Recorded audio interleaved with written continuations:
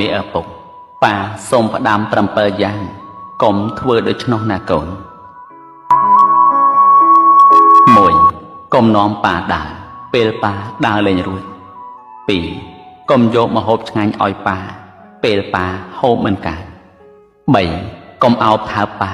ពេលប៉ាលែងដឹងខ្លួន 4. កុំចង់ថែទាំប៉ា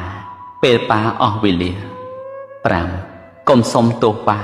ពេលប៉ាស្ដាប់លែងឮ 6. កុំយំរកប៉ាពេលប៉ាទៅបាត់